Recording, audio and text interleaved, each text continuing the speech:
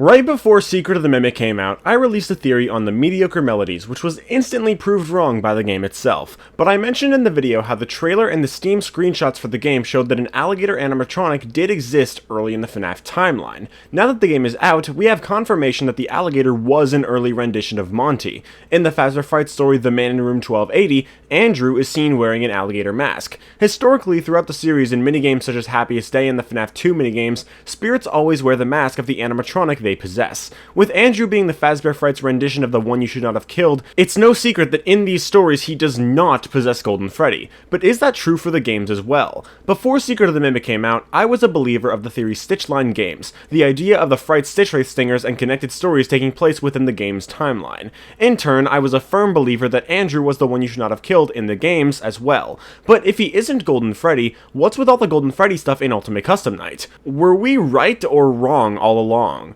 But Secret of the Mimic complicated this even more with the reveal that the Tales books aren't in the game's timeline, which in turn means the stitchline likely isn't either. But is Andrew still in the games, or does he just fill the role of somebody else like Cassidy as many people believe? In this video, I'll be talking about Andrew and his role in the FNAF timeline. I'll talk about what happened to him and how he died, his attachment to Afton, and his role as the One You Should Not Have Killed. With most people still believing Golden Freddy, Cassidy, is the One You Should Not Have Killed, I feel like this is an important video to make, especially given I made a video defending that idea years ago. So without further ado, let's get started.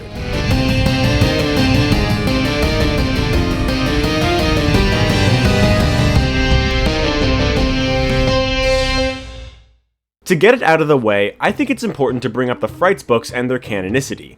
I've made it clear since Secret of the Mimic came out that I no longer believe Tales and Frights are in the games, and you can find out why in the first theory video I made on that game. But does that change anything? Despite all that, I think Andrew is still most likely the One You Should Not Have Killed. Now, you may be asking why, or why not Cassidy, or who Andrew even is, so that's what I'll be talking about today. The Help Wanted Curse of Dreadbear DLC has a very creepy game over screen, but in the background you can see a circle of 8 graves are on a purple and glitchy one.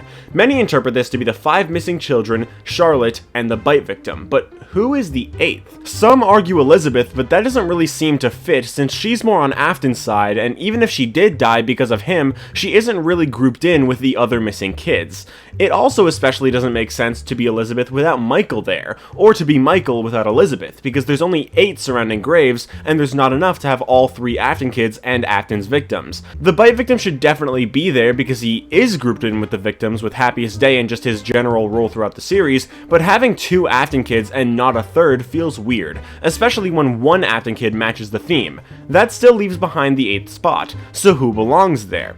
I think Ultimate Custom Night itself kinda gives us that answer. It's no secret that the Toy Chica the High School Years intermissions are about William Afton and his kills. There's 6 total cutscenes, each laying out a different way Chica lures someone to be with her. One of these perfectly matches how Susie is killed in the 4th closet and Fruity Maze, and another one is about her trying to get someone by going through a window. Some say the window could be Midnight Motorist and that it is about Andrew, but 5 Laps at Freddy's seems to have confirmed Midnight Motorist is about the Aftons and Orange Guy is William. So whoever is outside that window isn't Afton and the kid isn't Andrew. There's ways to make that work with the bite victim, but they're not really satisfying because he's not an actual victim of William Afton, even if you believe he died because of him. He wasn't killed directly by him, so it's not a satisfying answer. Instead, the window one works to be Charlotte's death as she dies outside a window. However, in each cutscene, Chica has a new part of the last character she killed sticking out of her backpack. But in the first of these 6 cutscenes, she already has a part sticking out, meaning she has already killed someone.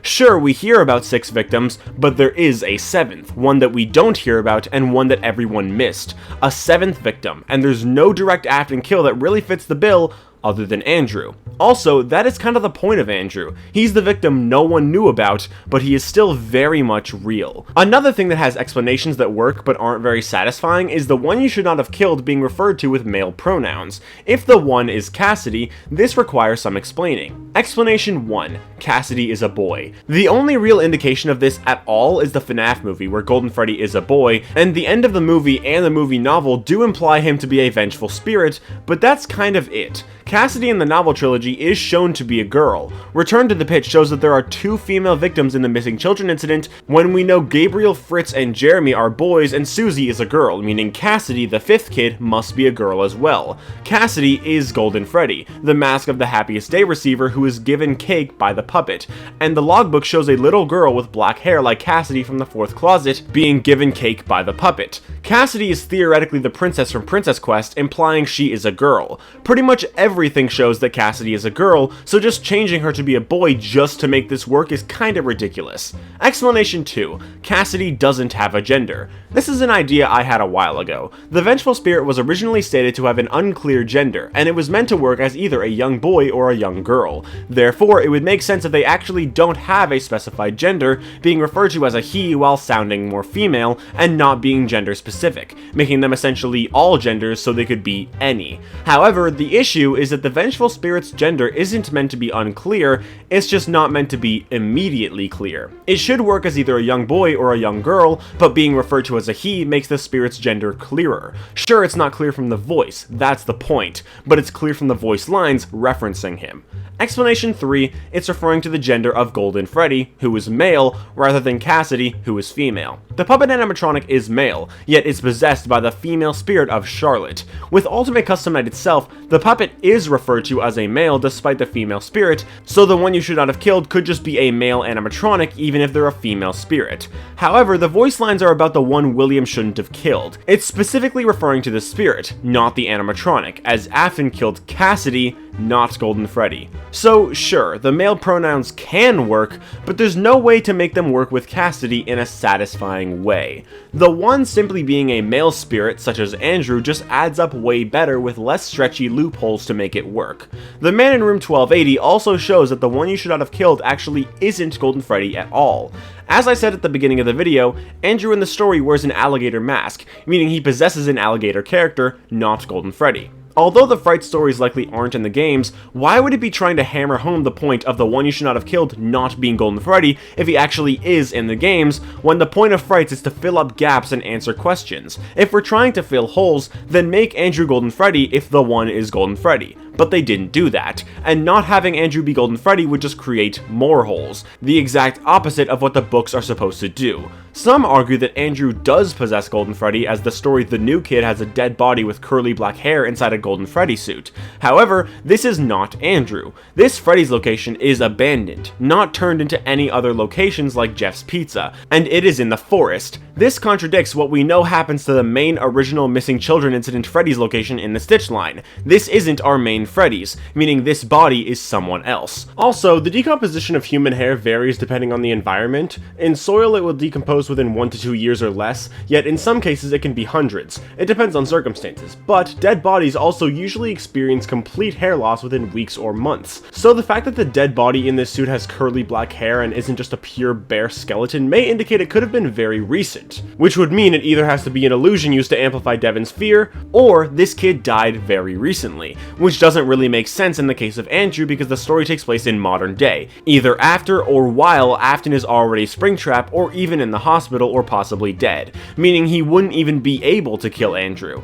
So yeah, this body isn't Andrew. Andrew isn't Golden Freddy, and Golden Freddy isn't the one you should not have killed. Some of you may be thinking, we've known for years that Golden Freddy is the one you should not have killed. We literally see it in the Old Man Consequences minigame and the final cutscene. But is that really true? All that actually shows is that Cassidy is present, but by no means does it mean she has to be responsible for what's happening. This is all stuff I talked about in my recent Stitchline Games video, and although the purpose of that video is now wrong, I still stand by what I said about how Cassidy just isn't the one you should not have killed, Andrew is. Some people also criticize the idea of Andrew being the demon Old Man Consequences is referring to, but I think that makes sense. Sure, Andrew isn't literally a demon and he is just a kid, but the purpose of his character is to torture a man for all eternity for his wrongdoings. He basically is a demon, so I'd argue that makes perfect sense. Cassidy being an Ultimate Custom Night and then leaving explains Golden Freddy's presence and also explains why there's only 2 brainwaves in the man in room 1280, Afton and Andrew. Cassidy was trying to convince Andrew Andrew to stop torturing Afton, but he didn't listen, so by this point, she has already left. So, Andrew is the one you should not have killed.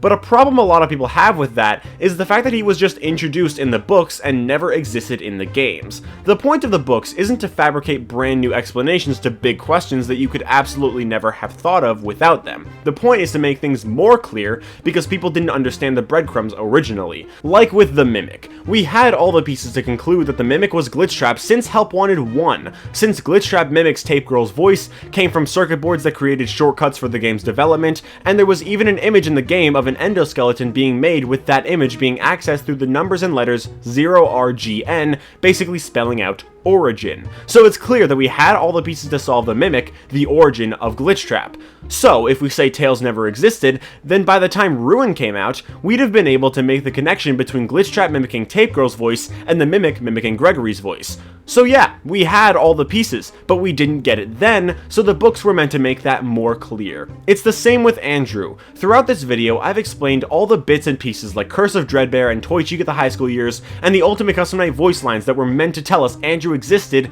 but we didn't get it, so the books made it more clear. Scott didn't just shoehorn in Andrew. Andrew has always existed as the unnamed, vengeful, and forgotten child. We just didn't realize it until the books came out. But that's not the only problem. See, because we didn't know about Andrew until the Frights books, we don't really know anything about his origins. All we can do is speculate, so let's do that. Who actually is Andrew?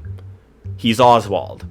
Not literally, but he's Oswald. In the 8th Frights epilogue, after Larson was infected by the agony of Afton and Eleanor, he began seeing flashes of the ball pit from Into the Pit. He has visions of Freddy Fazbear's Pizza. He can see everything and feel everything as if he's actually there, but he realizes what's actually happening. He's seeing someone else's memory. The ball pit is putting him through experiences that someone else went through. He's living through someone else's memories. This then clarifies that Into the Pit is not actual time travel. Oswald is simply living through someone else's memory. But there's two questions about that. 1, whose memory is it? 2, why does Spring Bonnie lure Oswald to the missing kids and then follow him into the real world in order to follow through and kill him?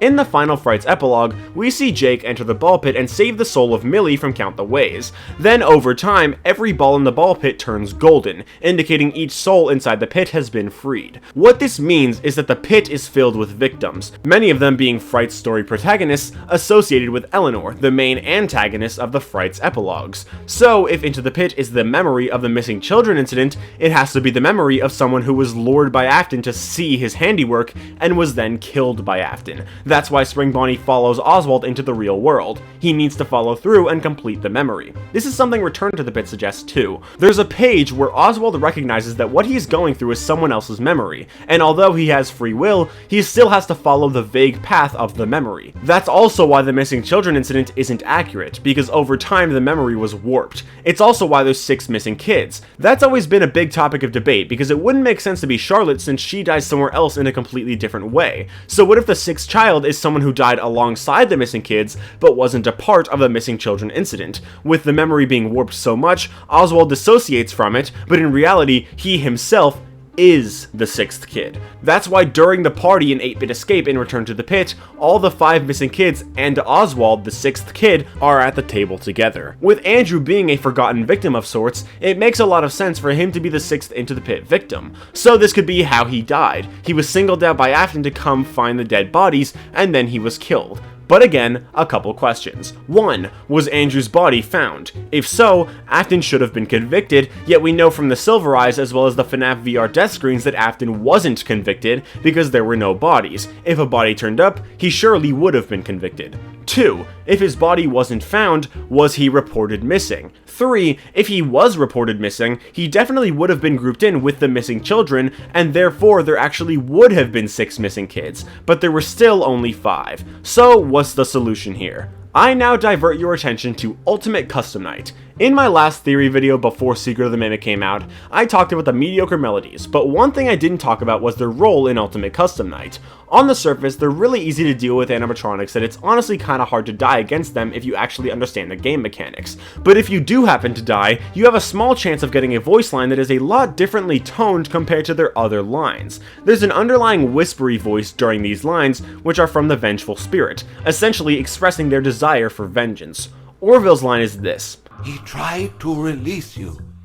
He tried to release us. But I'm not gonna let that happen. I will hold you here. I will keep you here. No matter how many times they burn us. This is talking about Henry, how he tried to release all the spirits during FNAF 6, but that the Vengeful Spirit wouldn't release Afton and would hold him here. Also, the fact that he says no matter how many times they burn us indicates the Vengeful Spirit has been attached to Afton long enough to get burned multiple times, meaning probably before FNAF 3 and 6. They may have also been keeping him alive through the Springlock failure so his pain would never end. Happy Frog's voice line is this: "We've only just begun. I will never let you leave. I will never let you rest." This line basically just furthers the point that Afton is trapped in an eternal loop of pain and suffering, and that the Vengeful Spirit won't let him escape it. But it's Nedbear's line that's the most interesting, especially because it essentially builds off of Happy Frog's voice line. The line is this: "This is how it feels, and you get to experience it over and over and over again, forever. I will never let you leave." Andrew in the Man in Room 1280 is forcing Afton through nightmarish visions where he is killed over and over again, which is what Happy Frog and Nedbear are talking about. But the line "this is how it feels" indicates that Andrew is getting revenge on Afton because he did the same thing to Andrew, forcing him through nightmarish experiences. But when could he have done that? Well, the final Tales from the Pizzaplex story, Didophobia, revealed that Afton used the FNAF 4 bedroom as experiment rooms, using hallucinogenic gas on children to experiment with the power of fear. He forced children through nightmarish experiences. So what if Andrew was one of Afton's experiment victims? That would explain why Andrew is so much more vengeful than all the rest. On top of that, it explains why Andrew wouldn't be a part of the missing children incident despite his body not being found. What if he was already missing by that point, because Afton had already kidnapped him and brought him to the experiment rooms? Then Afton released him and observed him in Freddy's. Notice how Spring Bonnie was constantly staring at Oswald and singled him out to find the dead bodies? Maybe that's because Afton himself was staring at Andrew. He let him out of the experiment rooms, but because, like Rory in Didophobia, he had no life in the real world anymore, he couldn't go home. So instead, he just stayed at Freddy's, only to get killed in the end by Afton anyway. It also explains why Andrew was so lonely, why he said he never had anyone to talk to, because his life was ruined after he was kidnapped. This made Andrew more vengeful than all the rest, and so he tortured Afton the same way he tortured him. One thing I should mention though is that Cassidy is also vengeful. We see Golden Freddy in the FNAF movie shutting the door on Springlocked Afton. At the end of the novelization, the spirit is shown to be vengeful and to want Afton to hurt. This implies that Golden Freddy is a vengeful character, even if he's not the one you should not have killed. So while Cassidy isn't the one, is it possible that she is the vengeful spirit, and that they're separate characters? Well, maybe, but personally, I don't think so. I think it makes more sense for her to have realized her faults at the time, and for Old Man Consequences to have already gotten through to her, leaving her to try to talk Andrew down but being unable to. Although now it seems like it's a different timeline, it doesn't seem like Cassidy would have stayed in Ultimate Custom Night the entire time, since by the time of the Man in Room 1280, there would have only been one spirit torturing Afton, so it would be kind of weird for her to be one of the spirits actually torturing Afton himself.